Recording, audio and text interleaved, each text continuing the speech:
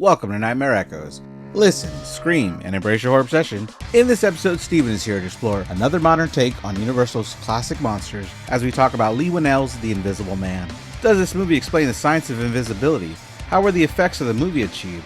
And does this movie trigger people with trypophobia? If you'd like to follow us on any social medias, the links are in the description. Next week on the podcast is our April Fool's Day special. But until then, a movie whose plot revolves around so many ladders, The Invisible Man.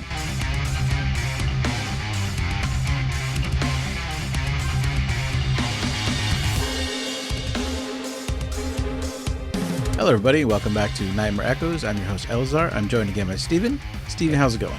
Hey, how's it going? Very excited to be here today to talk about The Invisible Man. Yeah, we cover... From 2020. Yeah. There's so many Invisible Man movies, but this one's the 2020. Right, exactly. Which was written and directed by Leigh Whannell, who wrote the first three Saw movies. He also wrote Insidious. He starred in Saw and Insidious. And I generally like the stuff that he's done before. Obviously based on the book by H.G. Wells.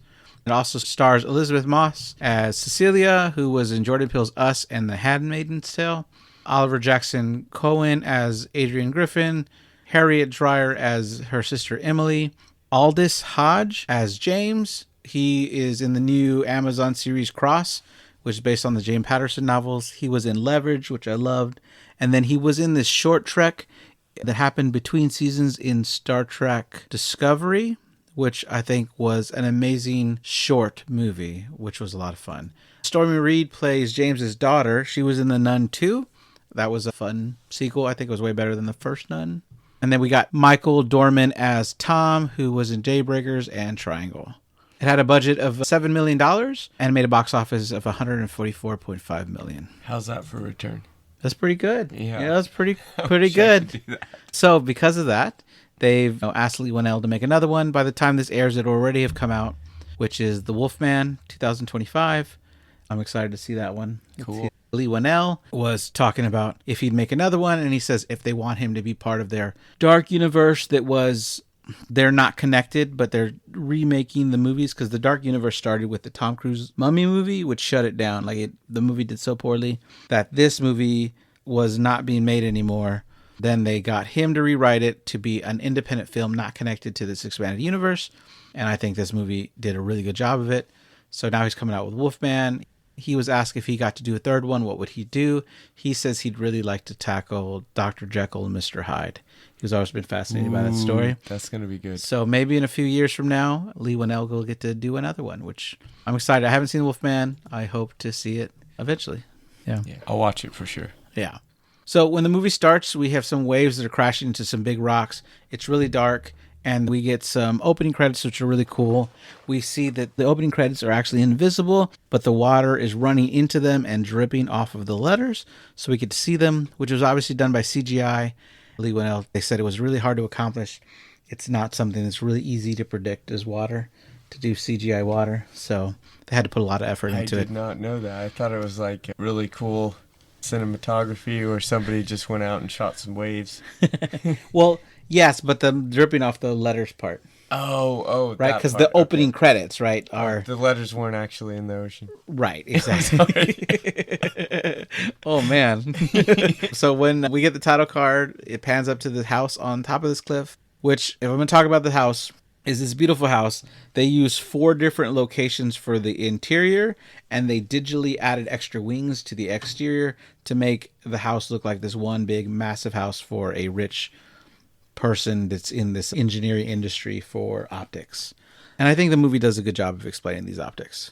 But we switch inside the house, and the only noise we can hear are the waves that are still crashing as we see Elizabeth Moss' character Cecilia lying in bed where she is not asleep. She works to get out of the bed quietly. She has to move her husband's arm off of her, and when she does so, she pulls out a bottle of diazepam 5 milligrams, which have been prescribed to her. So that's a correct? It's benzodiazepine? Yeah, thank you. What is that used for? Sleeping? Or calming anxiety? Can it work on seizures? Yeah, it treats anxiety, seizures, muscle spasms, and twitching, but I think it does make one drowsy. So clearly she's given this to the man in the bed next to her. Right. She walks over to her husband's side of the bed and she whispers Adrian to see if he's awake, and he's not. She picks up a glass of water and swirls it to show us that she has put drugs in that water, and she goes over to the sink and she quietly pours it out, but even that little noise makes her nervous of the water going down the drain. She goes to a very nice closet, and we see that she has a hidden spot in the panel there, and inside she has a go bag with her social security card, some form of birth control, and she adds the diazepam pills to the bag. In the hallway right outside the bedroom, she uses a stepladder. I guess she never knew her real ladder. Oh. To change the angle of the camera to point at the bed with her husband. She pulls her phone to show that she can get that camera feed on her phone. Then she goes downstairs to turn on the lights. The hallway was a different house than the bedroom, and then this downstairs lab area was actually a garage that they borrowed from someone who moved all his cars out so they can film this lab in this garage. Oh, so very cool. But they used 4 different houses to make up this massive house. So she turns the lights on. She's super quiet. She walks over to the computer with all the camera feeds on them, and she turns off all the feeds except for the one that's aimed at Adrian. She logs in with the username and password to disable the alarm.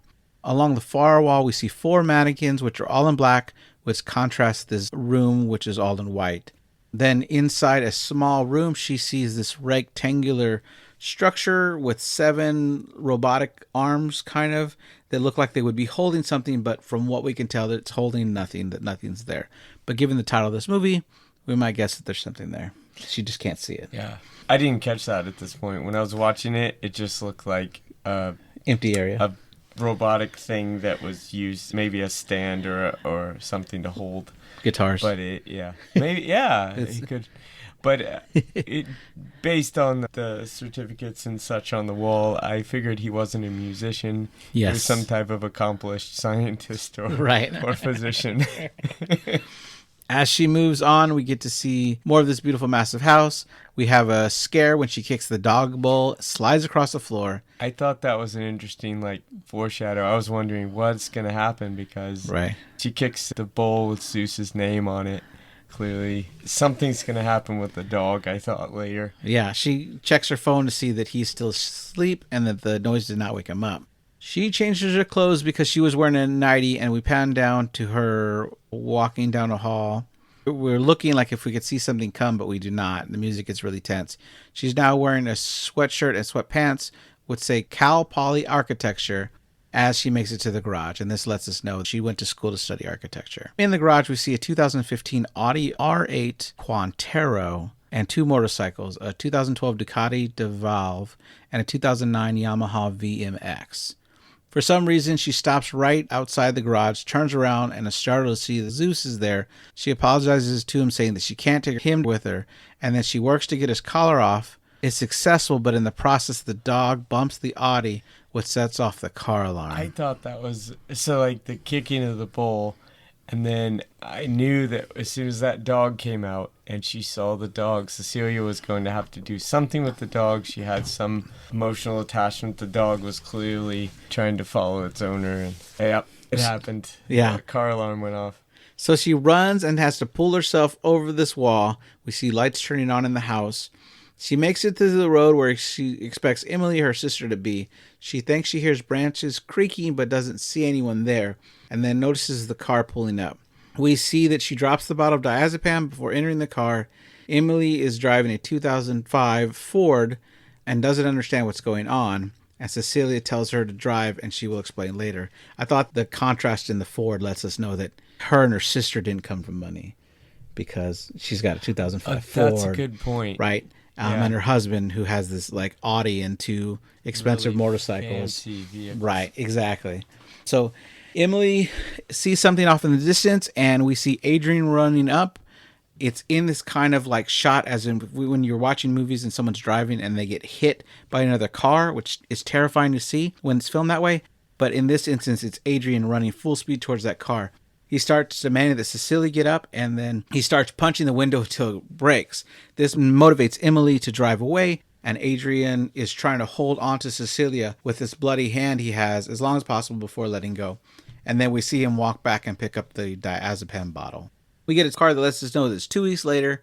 Cecilia is staying with a friend of Emily's, which is someone that Adrian doesn't know. His name is James. He has a daughter named Sydney, and James is a police officer. James wakes up to find that Cecilia has been up for hours staring out the window because she can't sleep. He says that her tiredness will not let her get out of this deal, and we find out that James made her promise that she was going to get out of the house and at least check the mail that day. So she slowly goes out there. When she makes it to the mailbox, a jogger runs by with a hoodie on, and I know that our other podcast co-host Joseph said anybody with a hoodie on and the hood's pulled up is up to no good. He was joking, but so this person scares I'll her. pull my hood down. Right.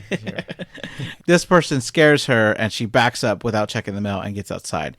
But James is still proud of her because it's the furthest she's been since she got inside that house. Sometime later, we see James is struggling with the ladder he's using to paint his house. So I guess he knew his real ladder. Oh, God. Sorry, it's a stupid joke. Cecilia is reading on a website called How to Protect Yourself When Someone is Watching You, and she uses fingernail polish to cover up the laptop's built-in camera. Do you think that James had a better family life than Cecilia and Emily Must did? be. I mean, he knew his real ladder. Just then the doorbell rings, which James answers to find that it's Emily. He jokes that he doesn't know her and asks if he owes her money. They're happy to see each other, but Cecilia is very upset that Emily showed up because she believes that Adrian can follow Emily to find out where she's now staying. So, speaking of family life and things that can happen, they finally get out of Cecilia that Adrian was controlling and abusive, but she's clearly holding back a lot of information here from both James and Emily. Right. In the scene, Emily lets her know that it is okay because she shows her an article that says that her husband is dead, and the article is titled Optics Groundbreaker Dead of Apparent Suicide. And if you read the article, it says that a housekeeper in a hotel found him, and they had launched a search after his brother had not heard from him in 3 days. And it goes on to talk about his multi-camera device technology based on refracting projections and ray tracing, which was going to launch a new $2 billion tech revenue. But this is all if you pause the movie and read the actual article. Oh, wow. Which is kind of cool because a lot of times in movies, especially the older they are, the articles in the movies are like random bits of information that are just posted below a title because they don't expect anybody to pause it to read the article. Somebody actually wrote an actual journalism article here that fits with the storyline. That's really neat. I think it's a really cool detail, and I like when they give that detail. So they have this talk at the table, and they get out that she was abused by Adrian verbally as well as physically, but that he started controlling everything about her, what she wore, what she ate, and eventually when she left the house, it led to him controlling what she was allowed to think. And he wanted her to have a baby, but she started birth control and tried to hide it from him so that he didn't know that was going on. Right, and she knew that would only work for so long, so that's when she called her sister to try to make a plan to get out of the house. So later, now that knowing he's dead, she walks out of the house still really nervous. James is talking to his daughter, who's talking about her choice in college. She wants to make the choice to just apply to one because it's her goal to just go to this specific school. And James is trying to tell her that he wants her to have goals, not just a goal, but she says that Parsons is her goal, and that's the school she wants to go to. Cecilia comes in, having actually grabbed the mail this time. James jokes that by next year, she'll make it across the street. And then they find a letter that is written to her from the state of California, which says, "Notice to heirs." We get a few shots of the city, and we cut to them meeting with Tom, who is a lawyer and Adrian's brother. Tom lets them know that Adrian's final wishes were that he read a letter that he prepared, and he starts to read it. It gets really personal, and Emily stops him from reading the letter. She tells him he's not allowed to do this, and they only came there because there was money, and if they thought in any way that they would be close to Adrian, they wouldn't be there for any amount of money. Then Tom points to an urn that's on the other side of the table, saying that they are close to him because his ashes are in that urn. But then he goes into what she was left. He says that she's going to get $5 million, estate and income tax free, in increments of $100,000 a month for about the next 4 years or so, which is continued on the fine print that she cannot commit a crime, etc. Tom says that he would normally have a 120-day waiting period to contest this, but he's going to waive his right to do that as long as she can sign and give her banking information so he can start releasing the funds. Tom puts down a pen and Cecilia looks a bit shocked. And then that night, Cecilia is surprising James and Sydney with a gift, which is a brand new ladder. How dare she? He knew his real ladder. No, but she knew he was struggling with that one, and so that ladder's got to go. And Sydney responds with, a ladder? And James looks at her like, I know I raised you better than that. And she changes her answer to, thank you. She says he needed a new one because that old one had to go, and says it's a thank you for letting her stay there. They are appreciative, and Cecilia mentions that Sydney could also use a ladder, which Sydney turns to her father and says, I'm not going to help you paint. And he goes, I wouldn't even ask you. When Cecilia points out that Sydney could use it to reach things and points to an envelope on top of the bookshelf, and she's like that. When she gets the envelope down, Cecilia explains that she opened a new bank account under Sydney's name, and she put $10,000 in it, and she's going to continue doing that every month for the rest of the year, and she named the account Parsons. Jamie's worried that it's too much for Cecilia and that she really can't afford it, but Cecilia tells them that if she could put it this way, Sydney can probably go to grad school too. So they all celebrate. This was all ad-libbed. Leigh Whannell told them to just kind of celebrate, do what you think your characters would do. She pulled out champagne from behind something in the living room, yeah. And then they all start dancing, and James is like, I don't know why you're dancing, Sydney. And then they gang up on him saying that even though she's small, she should be able to drink one glass of champagne to celebrate. And then the camera angle goes down the hall, and we are looking as if someone is watching them, though we don't know if someone is there or not. I thought that was really cool. There are several scenes where the camera pans away from the actual people in the room to like empty spaces. Yeah. And then you start wondering, is somebody there, and you just can't see them? Is Adrian or someone, the invisible man, around? Right. Later that night, Cecilia is hanging up some new clothes when the camera pans to the other side of the room and focuses on the fact that we can't see anyone there. Then it pans back to Cecilia, and she hears some rapid tapping on the other side of the room, but when she looks, of course, she can't see anyone. The next morning, Cecilia is cooking bacon and eggs when she offers some to James, but he can't stay because he's got to head out to work. He mentions that he's a little hungover, and she says that champagne will do that. James asks her to help Sydney get ready for school, and so she walks out of the kitchen with the stove still on. We see the flames grow bigger, and grease spills over the side, which starts to make a lot of smoke. As Cecilia runs back, the whole pan has caught fire. She struggles to know what to do, and she's about to use water, but Sydney stops her, pulls out the fire extinguisher, and puts it out. Cecilia jokes if they could salvage it. Sydney's a really sharp girl here, but then it's sort of an ominous sign. Like, what is going on? Why did the breakfast catch fire? Is someone, other party in the room, right, in this empty room where the camera was zoomed in on, or showing the room with the breakfast cooking? Was somebody there? Did something happen? Right. We don't know as a viewer. Now it's nighttime. We see a view from a dark hallway, and we barely hear a door open and some footsteps. The view spins around to be looking at Cecilia typing on her laptop. She either hears something or has a feeling that someone's looking at her because she looks to the open doorway and is confused. She calls out for James, but not too loud since Sydney is probably sleeping down the hall. She goes to walk around the house to look. She turns on the light when she's facing the camera, and behind her is the front door, which is currently closed. She walks around, the camera follows her, she goes in the kitchen, turns on the light, and then she hears the front door open, which we can see from our view in the camera. She walks outside, and it looks cold. It's so cold that we can see her breathing. Then we pan to what she sees on the street, which is no one out there, but when we turn to look around to her again, we see a second breath coming from behind her, so we know that someone's standing behind her. Did you catch that? That was really cool. And then I was also wondering, like, why didn't they lock the door? Front door. Because, I mean, maybe it's just me and my habits, but usually when I get into the house, I'll lock the front door. It was unlocked and then opened. And then the other strange thing here is when Cecilia goes back inside after she checks out on the porch, she locks the door behind her. So if something or someone had come in that open door, she's now locked it into the house with her.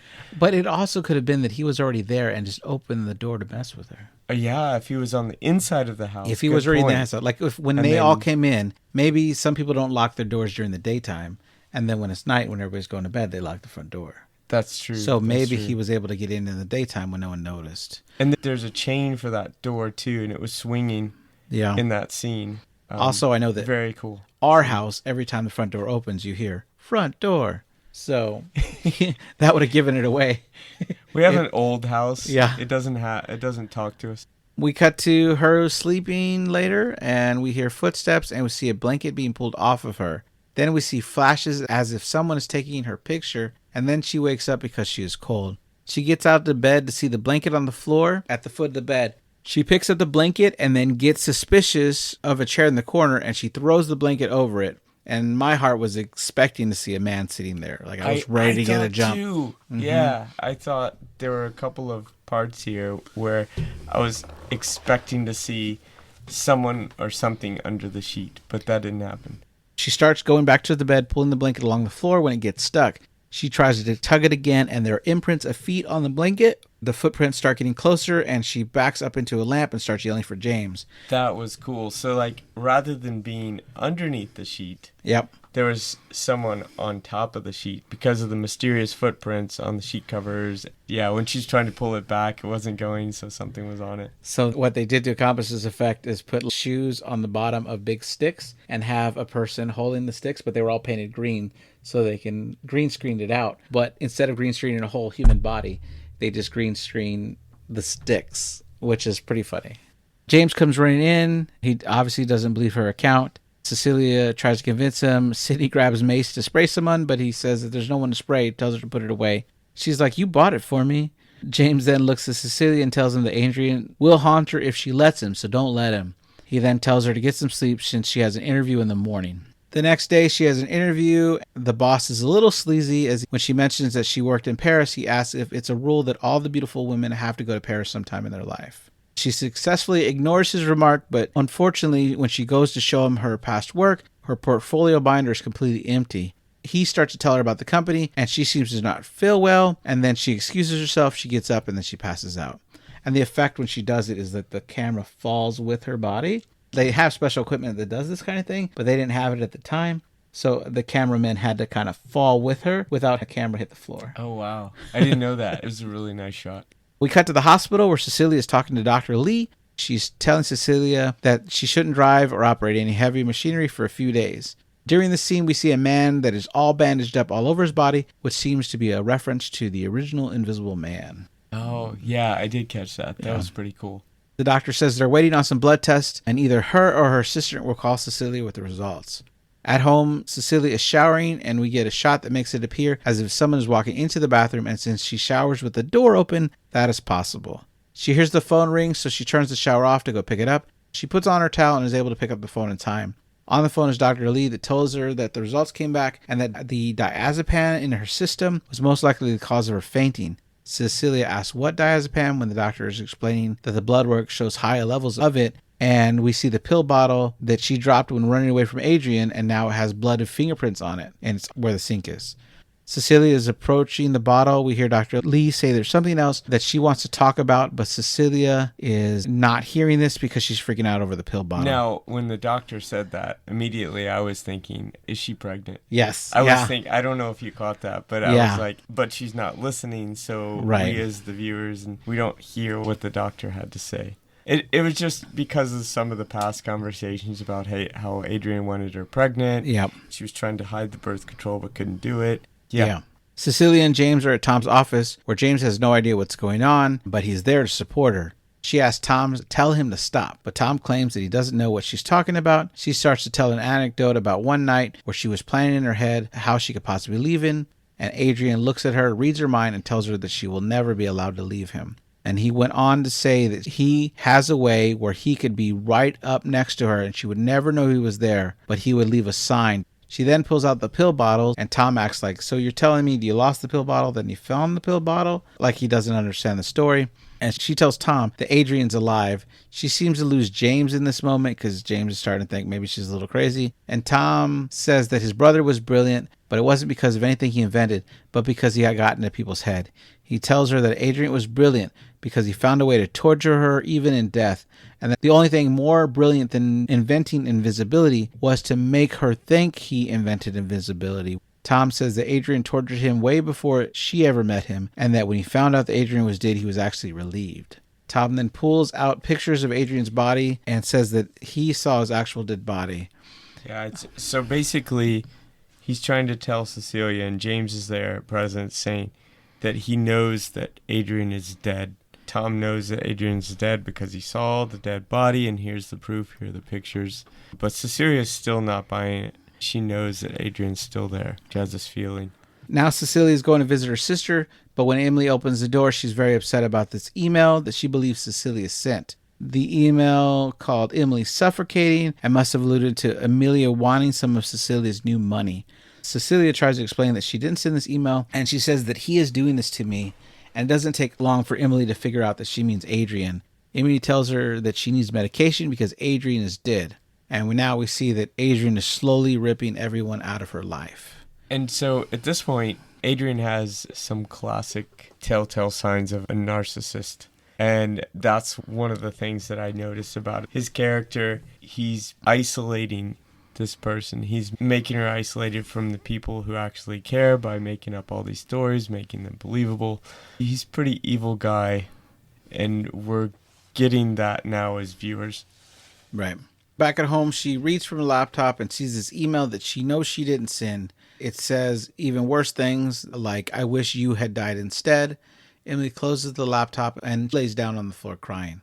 Later, Sydney comes in to check on her, telling her that what they really need is a girls' night and that they should kick James out. And during this, while Cecilia looks away, an invisible force hits Sydney hard on the face, knocking her over. Sydney screams to her father, and while I would say that Cecilia was at least 3 feet away from her, there's no way she could hit her in this moment.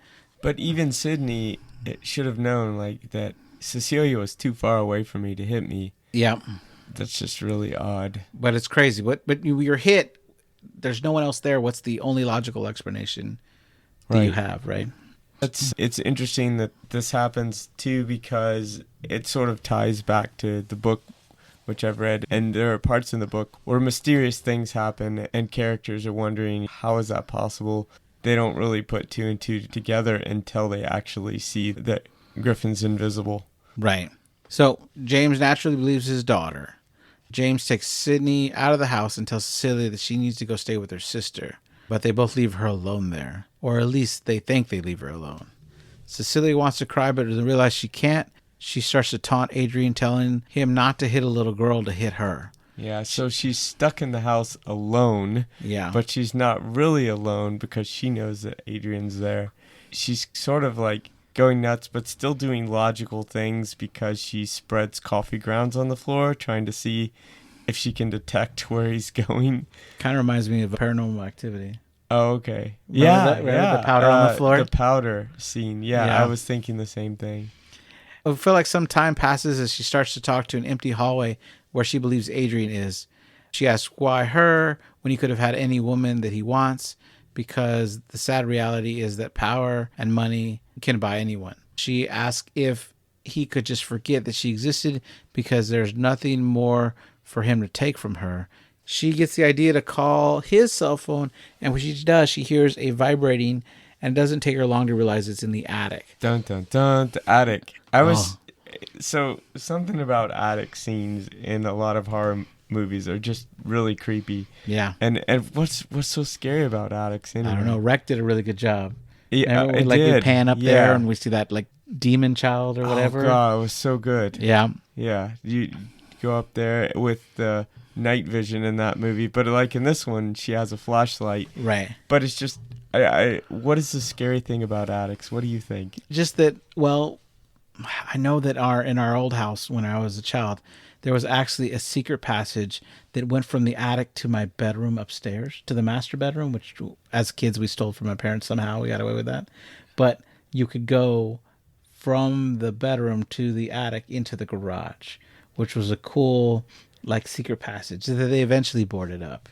But I freaking loved it. And is that how the monsters got in to the bedroom at night?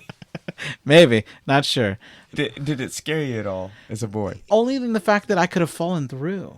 Oh. Because the way it's set up, all that's below it, there's all these beams of wood, but below the beams of wood are just thin, sheet, right? Like sheetrock. Right. Just there. So yeah, you could fall right through and really hurt yourself. Yeah. So I thought that was interesting. I've done some work in attics before. and they've never really frightened me that much. But I could see, like, it's a dark place. It's alone from people. Old memories are kept there. Yeah. A lot of people put boxes of old things in their attics. It's interesting to see how attics are frightening. And in this scene, it did give me a little bit of chills when the phone was going off there in the corner of the attic. She picks it up, and a text message comes through to Adrian's phone from an unknown number saying surprise. Yeah. And then on that phone are pictures of her sleeping when she was next to Sydney, along with a knife and a plastic baggie, which have her fingerprints on it now. She finds all her architecture work there that was missing, but then Adrian's phone gets that text that says surprise from an unknown number. She crawls back to look down the hole where the ladder is, and I totally expected the ladder not to be there. I thought he was going to shut up the attic and then she was going to be in there. Right. Yeah, to complete the fear of attics and being alone in but a that's, dark place. I think that's when she gets the clever idea to throw paint that James is using to paint the house, and she dumps it where she knows he is, and we get the jump scare as it lands and it forms the silhouette of the Invisible Man. She finally has confirmation, and we kind of get an idea what the suit looks like because we see all these little tiny holes all over it.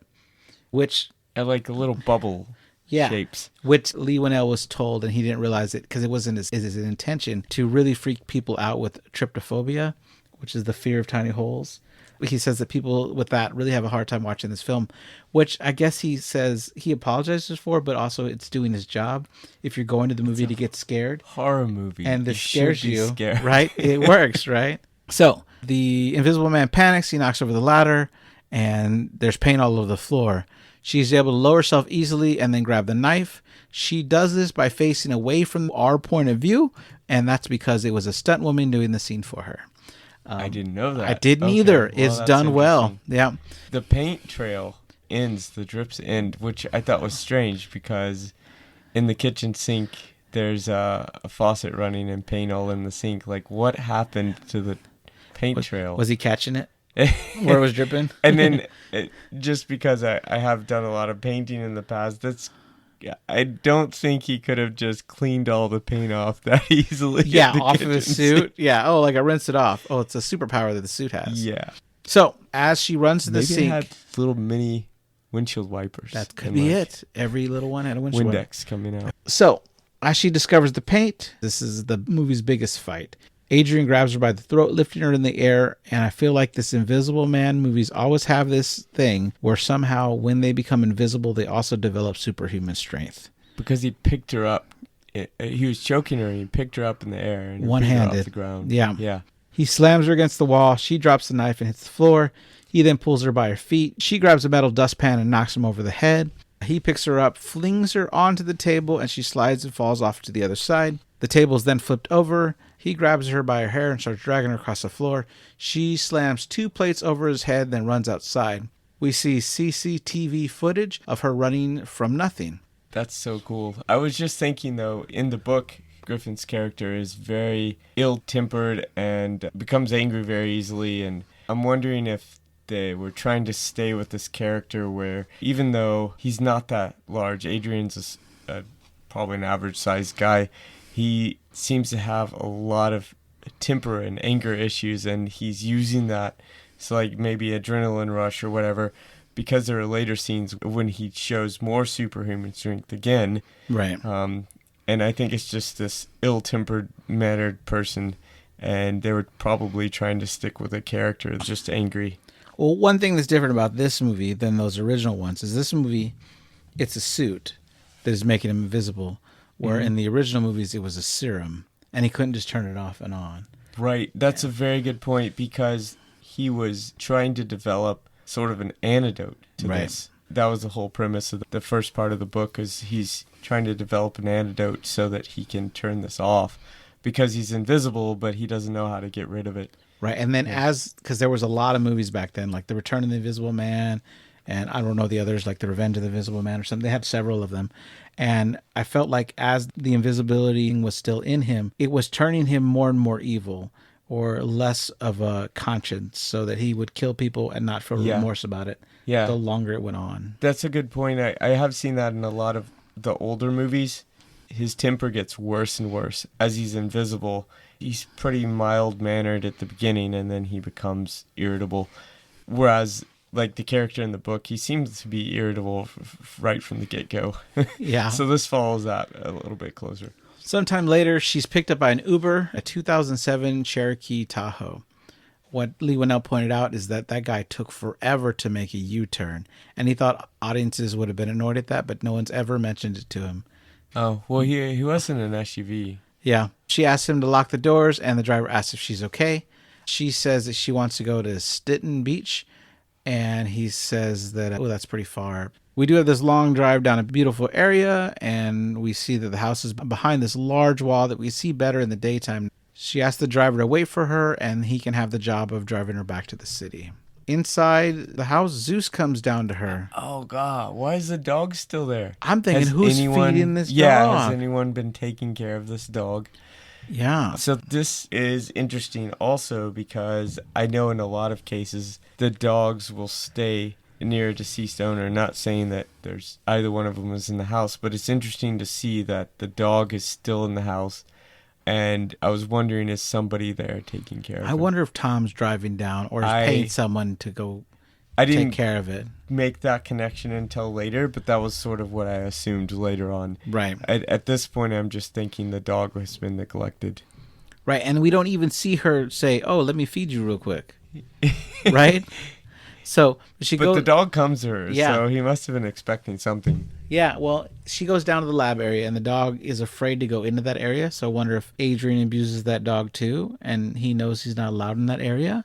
She goes to the room where she thinks the invisibility suit is now that she's seen it. She tries a couple of different codes, but it turns out the one that opens the door is the day they met, and she sarcastically says, so romantic. Inside, we see a monitor on the wall that shows that the cameras are watching her, but she can't see anything there that would be recording her.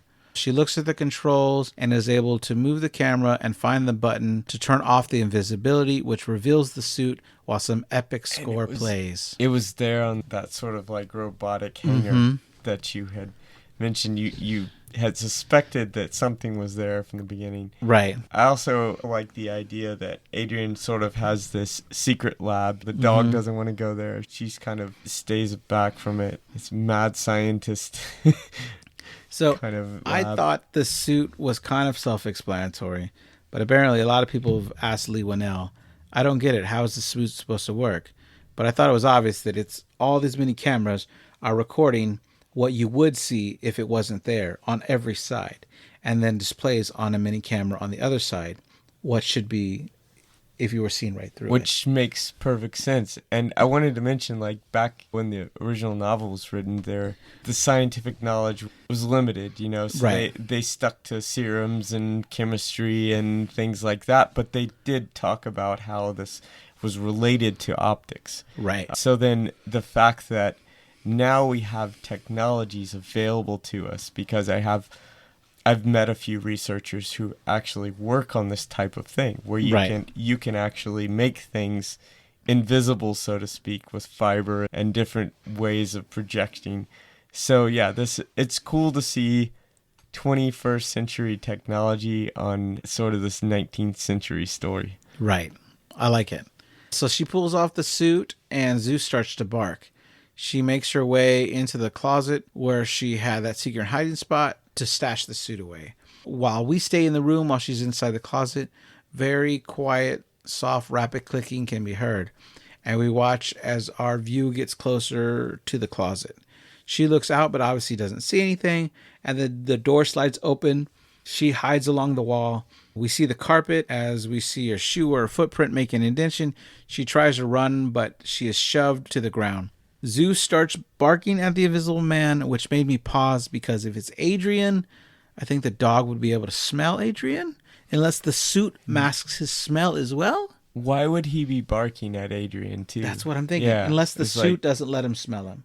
But yeah, it still doesn't. Right? Something doesn't add up. It doesn't. That's not Adrian. Right. So I thought maybe Adrian sent Tom, but that would have meant that there would have been enough suits for him to do that, because he would have had to run to Tom, give Tom the suit, and then send Tom to do it. And the dog would bark at Tom. Or another possibility is, and you hinted towards this, Adrian could have abused Zeus. Yeah. So maybe Zeus is not liking Adrian and is barking at willing to protect Cecilia. Right. Whom Zeus showed at the beginning. It's very fond of right. So Cecilia. She runs out of there, gets back in the Uber, and on the way back, she calls her sister Emily, begs her to meet her in a public place tonight, tells her if she can't, please let her know so she can find someone else. Emily agrees. She gets off the phone, looking back to see if she's followed. That night, Cecilia is sitting at a table.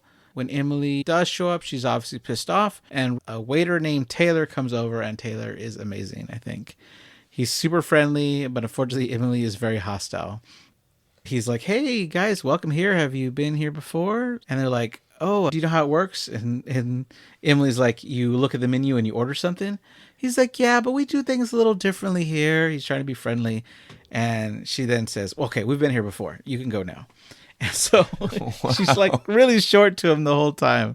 Cecilia thanks her for showing up, says that she loves her and that she's always been intimidated her because she is like a cop. She mentioned that James is a 6-foot tall cop, but she thinks that he is intimidated by her. And Emily replies, he should be. I'd kick his ass. And Cecilia laughs, agreeing that she would. She then tells her that she needs her strength right now, and then she needs her to believe what she's going to tell her. Emily agrees, and Taylor shows back up. Emily, pretending to be nicer, says, thank you, Taylor. Taylor, do you need a little bit more time with the menu? And she goes, yeah, lots more time. Taylor laughs and says, no problem. Cecilia then tells her that she went back to Adrian's house and she found something that can prove that he is stalking her. She starts to describe the suit, saying that it has cameras. Emily looks to the left and Cecilia is confused. Then we switch POV and see that a knife is floating to the right of Cecilia's head. The saddest moment in this film, which often I want to cry during. The knife slices Emily's throat. Then the knife is placed in Cecilia's hand and Cecilia is left there in shock. A woman at a nearby table starts screaming and everybody runs away. Cecilia struggles to articulate anything and backs away and is able to eventually let go of the knife. She starts to cry, but with the film score, we can't hear it. She's then tackled to the ground by a member of the staff, but she doesn't look away from her sister when the police come to arrest her. Yeah, it's interesting you say that this was a sad scene. I did like Emily's character a lot, and I was really upset when this happened. I don't know if it was sad so much as sort of surprised, but the Invisible Man does some crazy stuff. So yeah, she's losing everybody. And Cecilia is now isolated even more. Right. Which was sort of the goal here, I think. Also, she looks like she's totally insane to everyone. So they place her under lock and key at a mental institution. Yeah, she is being tied down. A doctor is there. He gives her an injection. I do feel like there is a ad here for Nike shoes. As they're knocking her out, they zoom into the fact that she's wearing Nike shoes. She's screaming down the hallway, you motherfucker, you killed her. Which I don't think helps her case in the medical staff's eyes because she sounds crazy. Sounds like she's talking to herself in the third person. Mm-hmm. You know, they don't really know. Sure. And then as she's knocking out and she's left in the room with the door closed, you hear Adrian say, surprise. Wow. Yeah, that was creepy. Insane. Like, how did he get in the room, too? Well, they were all running in. I know he was invisible, but he's got to sneak in there with the suit on, not bump into anybody. Sure. Yeah, you're not wrong. It's not a big room, but a bunch of people were in there. Yeah, so there are parts in the book where the Invisible Man doesn't have an arm showing or hand showing, and he bumps someone, but they know like it feels like a hand or an arm or something. Right. But it's in this case, it's just he sneaks around. He's very sneaky. Right.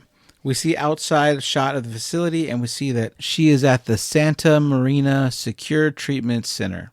Inside, Detective Reckley is showing Cecilia the footage of her running away from nothing and asks her to identify herself in the footage. He then asks her if she recently fainted due to diazepam in her system, and she tells him that she was drugged, but I don't think he believes her. The detective then asks about the email where she said she wishes her sister was dead, and she mentions that she has something that can prove that he's alive, but she can't tell them right now because he's listening, because he's in the room, which unfortunately makes her sound more crazy. James asks the detective to give him a moment, and she asks James to please believe her, then says that she does feel responsible because she brought Adrian into her sister's life. James says that he feels responsible for walking out and leaving her alone. Later, she's in the room with a nurse who is making sure that nothing in the room is upsetting her before breaking the news to her that based on her blood test from the previous week that she's pregnant. They also tell her that it was pretty recent and they believe it must have happened sometime in the last month. Cecilia shuts down and the nurse leaves. Interestingly, right after this news breaks to her, Tom shows up.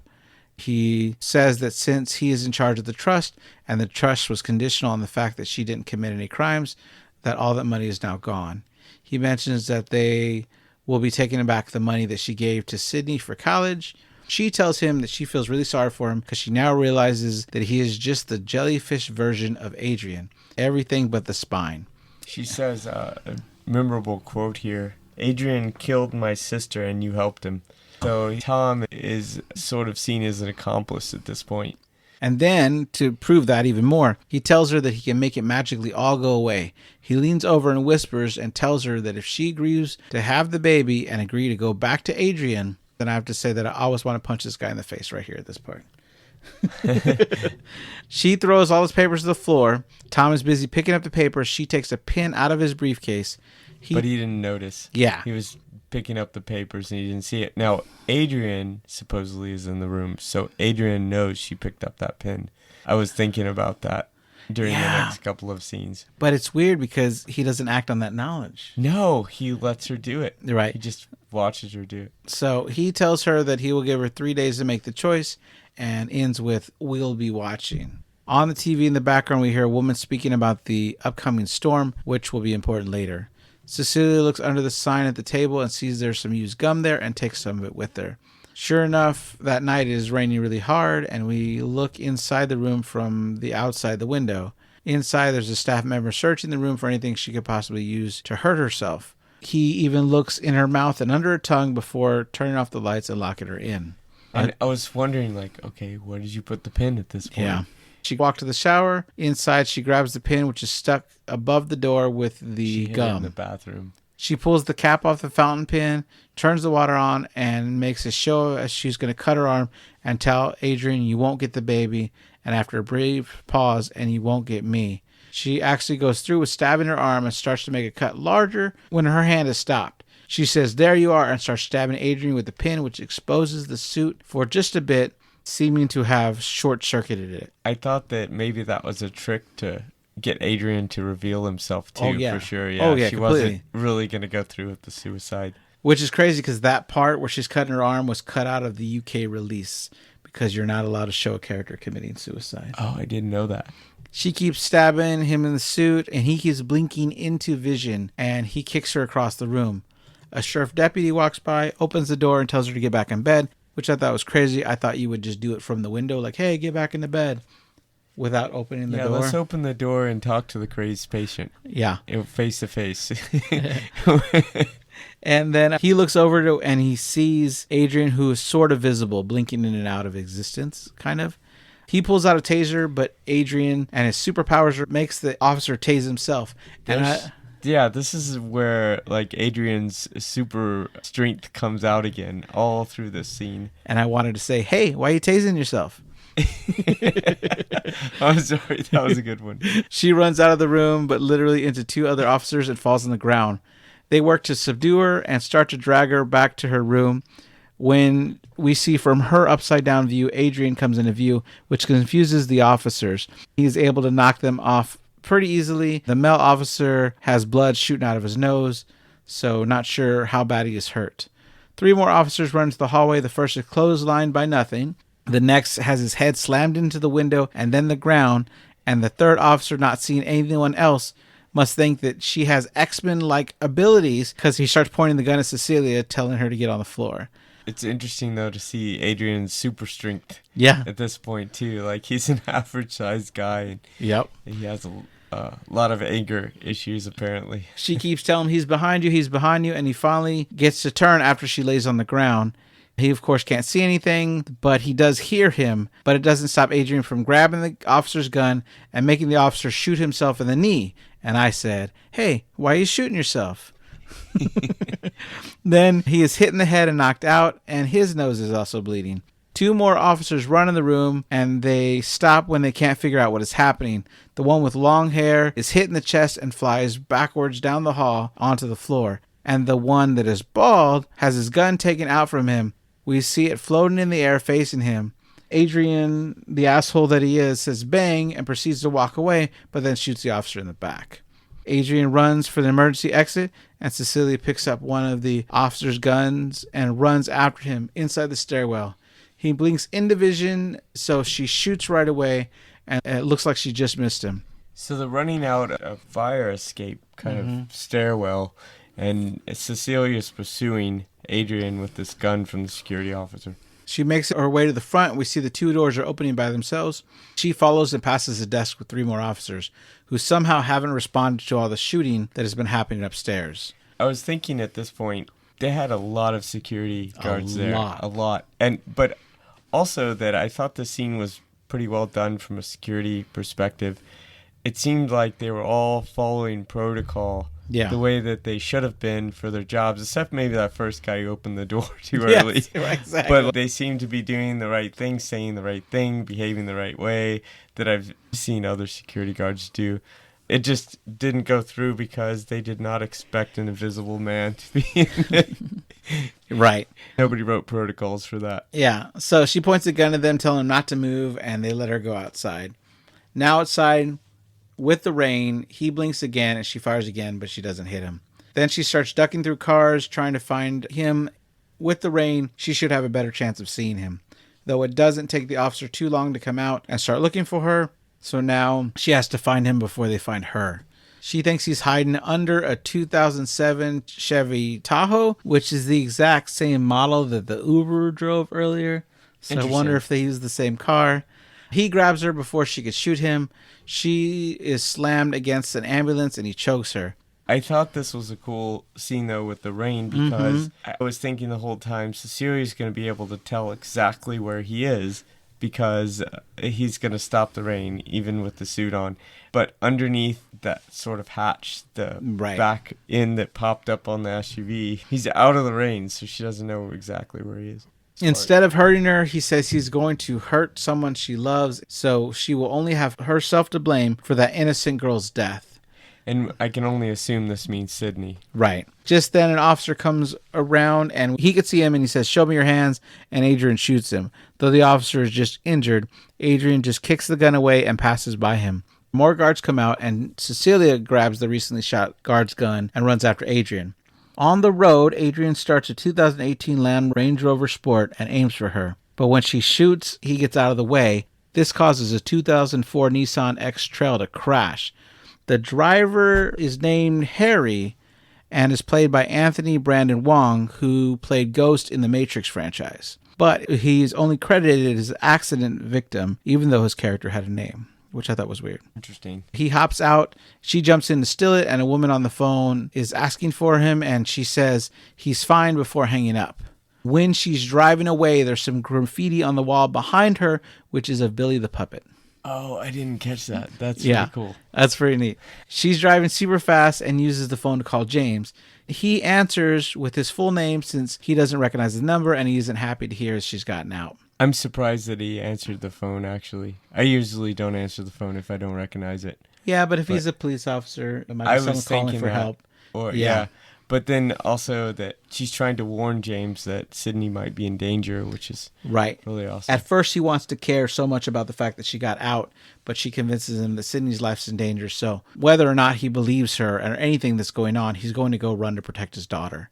Also really interesting is that a rain machine to make it rain in the parking lot. And if you really pay attention, it rains about 5 cars past their viewpoint and the rain is just stopping there. Like there's a cloud of rain only over her. But it's hard to notice. It's filmed really well. But then they were like, well, it's raining. How are we going to make it rain during this car chase scene? So Leigh Whannell said the whole time he was praying to the movie gods. I watched a special feature where on his first day of shooting, he gathers the whole cast and crew and they say a prayer to the movie gods to make the movie go well, and so nothing bad happens. And sure enough, when it came time for the car chase scene, the movie gods just made it rain, he said. So Wow. it just happened, and they were able to film it because there was real rain at the time. At the house, we see the door open without seeing anyone, so we know Adrian has made it there first.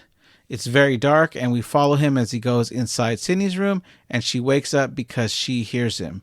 She pulls the mace out, spraying him, and his invisibility body hits the dresser. She screams and runs out, but he grabs her by the back and pulls her backwards. So I guess the suit doesn't protect his eyeballs from mace? Yeah, like what that... Yeah. Yeah. The other thing about the suit is, like, how is he breathing and Yep. others...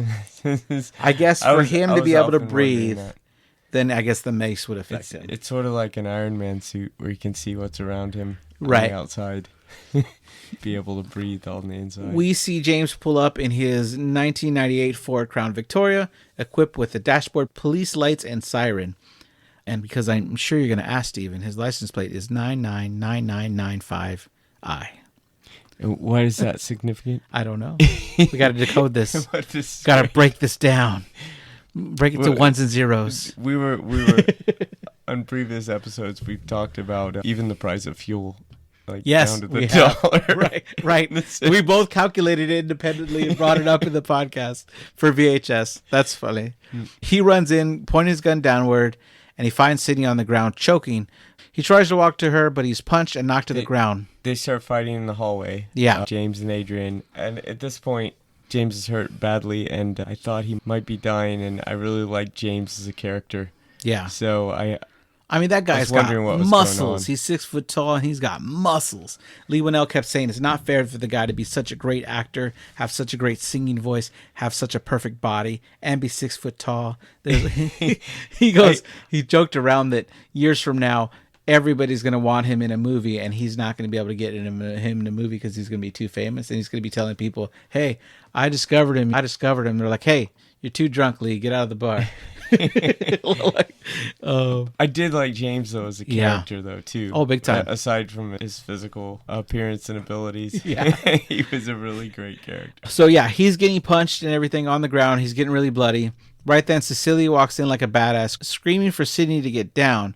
Armed with the fire extinguisher we saw earlier, she sprays the place, and a layer lands on the suit of the Invisible Man on his chest, right? Which turns out to be a great target to shoot for the human body. So she puts 4 into the chest. He tries to walk for her. He falls over and dies. She pulls off the mask to reveal that it's Tom in the suit. And I'm like, what the? That's crazy. Yeah. And so I did, yeah, that was unpredictable.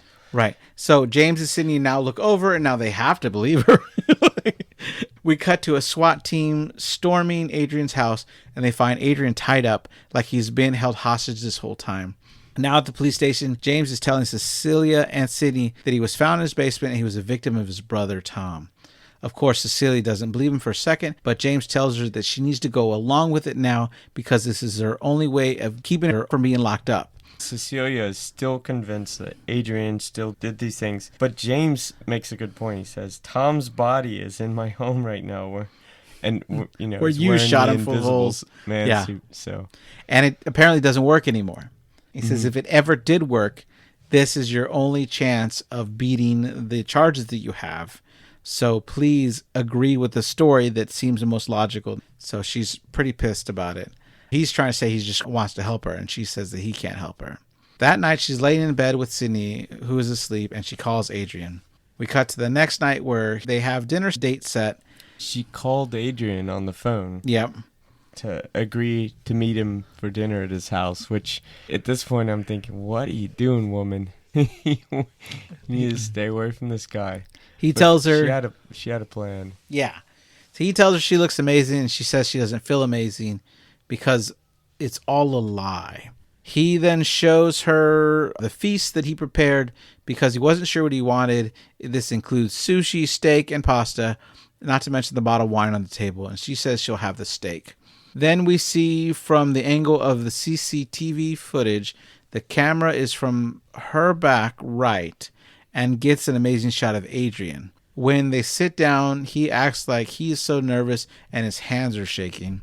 He says she is the only one that ever gets to see him like that, and goes on about the speech of how he needs her and she needs to be treated better than he did before, and says that he would burn everything he owns just to prove that to her. And she immediately says, okay, like, okay, burn everything you own. And that throws him off track. She tells him that if he wants the child to be a part of his life, that needs to start with honesty, and he just needs to admit everything that he had done. He said that Tom was the one controlling him and that she tries to keep him to admit the truth.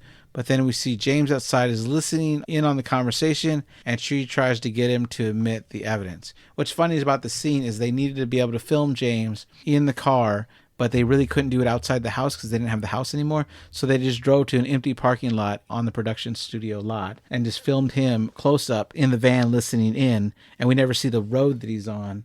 So it's a very convincing shot. You have no idea that he's not there. He tells her that he can't lie, and then comes over to comfort her. He puts his hand on her leg, which is hard for her to take. He says that he knows her the best in the world, which should not come as a surprise to her. I like that quote. He says, I know you better than anyone else in the world. That should not come as a surprise. And I think the word surprise and him saying it kind of brought up the text message and the surprise in the room at the psychiatric. Yeah, and the way he said it, too, he takes a pause first. He goes, it should not come as a dramatic pause. Surprise. And it's funny because that close-up, they asked Leigh Whannell, is there any shot that you felt like you missed? Is there anything you want to refilm before finishing? He goes, yeah, I kind of want a close-up when he says surprise. So they flew out to London, had an extra stand-in for Cecilia, and have it really zoomed into his face. And they're not even the same location at all when he says surprise. But it works in the film. Wow. Which is crazy. Yeah, he's well, they did a great job at that. Yeah, they did. Celia goes off to clean up. Yeah. She got a little emotional, so she's going off to clean up. And something crazy happens here. So some time has passed, and he's sitting there waiting for her. He's looking across at this empty chair, which contrasts all the times in the film that she was looking across at an empty chair. Suddenly, his left hand slams on the table when his right hand comes up with a knife, and he slits his own throat. And I'm like, hey, why are you cutting yourself? We see CCTV footage captures this as the footage continues and he falls over onto the floor dying. So it's on camera that he's slitting his own throat. Now I was thinking it looked like somebody was controlling that knife. And the second thought I had was, if Adrian's really doing this, he knows that it was on CC camera. Why would he? Right. Why are you doing this? So Cecilia walks back in and starts screaming and calls 911 and reports that her husband is trying to kill himself. James is hearing this, starts running, but we know it's a long, massive driveway. She starts crying out loud, sounds panicked on the phone, backs away until she's out of the camera's view, hangs up now, and looks like a stone-cold badass. Leigh Whannell had written in the script that her face dissolves as if someone had just called cut, which is kind of cool. She sits down, looks him in the eye as he's dying, and whispers, surprise. James comes running up, and as she's leaving with a duffel bag and Zeus by her side, she stops to tell him that it's okay that Adrian killed himself, and there's security footage of it. James looks down at her bag and sees a suit. He comments that she never intended to catch him on tape, and she said, of course I did, but I just didn't know how unstable he was. So now she's the one gaslighting people. But James she did learn from the best. James of knows course. what happened here. Of course. And both James and Cecilia state that he killed himself. Yeah, she asked. They're gonna stay with that. What did it sound like to you? And he goes, it sounded like he killed himself. So she walks off, and he stays with the crime scene waiting for the cops to come. She walks away, stops to take a deep breath, and enjoying her freedom for the first time. Which is crazy. I love this movie. So, throughout this movie, Leigh Whannell gave a bunch of tips to making a great movie. And I like to go through them in the commentary. He said, tip 1 for making a great movie, take 2 amazing actors and point a camera at them. He went on to say that often actors can really change the lines in a great way. And he says giving the actors a chance to try out different lines can really improve the film. Tip 2, in order to make a great movie, be prepared to cut out some scenes, even if you love it, in order to help the rhythm of the movie. They had this scene filmed where they had 2 city blocks in Australia. They had to get all these permits and permissions and like 100 extras to be walking in the city. And it was her and her sister walking on their way to Tom's office. And they had a conversation about being pals. They even fist bumped together. And that scene's cut from the final movie. It's in the deleted scenes. And he just knew that it hurt the rhythm of the movie, and so he had to take it out. But the woman that like was in charge of getting the permits and everything, she like grabbed him when she realized the scene was cut, and he's like, "I'm sorry," and she goes, "It's okay, I just need a moment." Tip number 3, he says, "Don't be afraid to make the film unique.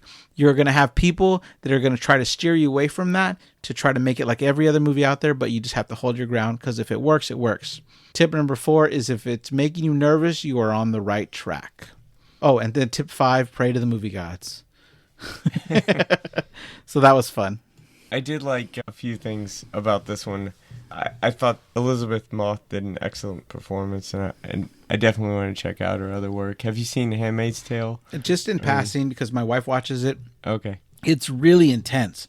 Of the scenes I watch, it's very much of a like this dystopian society where these women that are still able to birth children have no rights or freedoms of their own, and they don't even get to keep their children or ever see their children. It's a very hard show to watch. Dystopian story. Yeah. Wow. There's also, I found out that she had studied dancing. Okay. too. So she's multi-talented actress. I also really liked some of the recurrences with Zeus the dog coming back into the show, into the movies a few times. And the whole fire extinguisher with Sydney thing. Yeah. Like the fact that she put out the fire in the kitchen at the beginning, and then it's sort of how human intelligence or thought works. Like, I've seen somebody do this. Now I know maybe Cecilia's character might not have ever grabbed that fire extinguisher had Sydney not exposed her to that. But then because it showed like a human aspect where she took that and then she was able to use that later for something that was sort of unrelated, but it worked. Yeah, that's really to good. Reveal the suit on Tom. That was really good. I like that. Leigh Whannell says that they had Tom fitted for a suit that was 2 sizes too small, so that the viewer wouldn't know why, but when they looked at him, he just looked a little off, which is kind of cool. Oh, wow. Yeah, because Tom and Adrian were different sizes. Is that what it was? No, I'm talking about like the suit he wore as a lawyer. Oh. Right? His hands don't go all the way down. Not the invisibility his leg. suit. No, the suit he has as a lawyer. So like his legs were like not long enough. It was too short. His sleeves were too short. Yeah. And the shirt was a little too tight on him. Kind of thing. Like just so you didn't know why, but you didn't like it when you just looked at him, which is funny. Yeah. I like it a lot. Good. Thank you everybody for listening. This has been Nightmare Echoes. If you enjoyed us, please leave a 5-star review on your podcast host of choice. If you'd like to follow us on Instagram, we're at Nightmare Echoes Pod. Hope you listen to us next time. Bye. Bye.